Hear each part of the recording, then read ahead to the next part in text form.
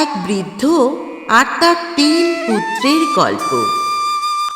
এক গ্রামে এক বৃদ্ধ ছিল। তার ছিল 3টি পুত্র। তারা সকলে একসাথে একই জায়গায় বসবাস করত, কিন্তু তাদের মধ্যে কোনো মিলমিশ ছিল না, ভালোবাসত না কেউ কাউকেই। সবসময় বাড়িতে ঝগড়া অশান্তি লেগেই থাকত।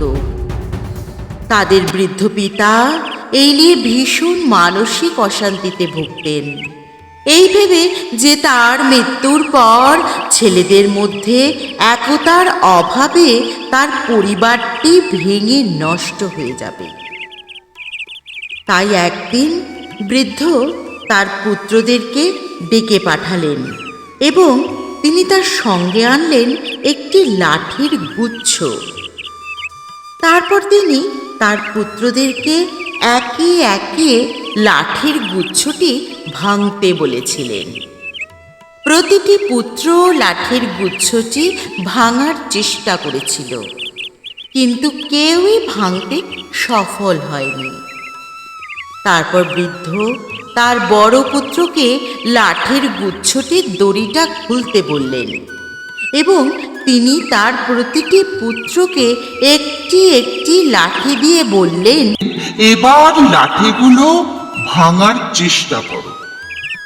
সঙ্গে সঙ্গে প্রতিটা পুত্রই খুব সহজেই লাঠিগুলি একে একে ভেঙে ফেলল।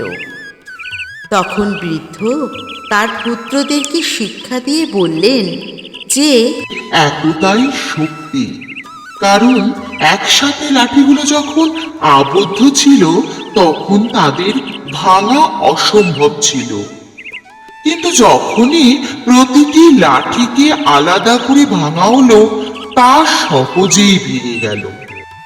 অর্থাৎ যদি তোমরা ঝগড়া অশান্তি না করে সকলে একসাথে একত্রে সারা জীবন বসবাস করো, তাহলে তোমাদের কেউ কোনো ক্ষতি করতে পারবে না। তোমরা অবাধে সুখে শান্তিতে বসবাস করতে পারবে। এরপর তার পুত্ররা পিতার কথা মান্য করে একত্রে আনন্দে বসবাস করতে লাগলো।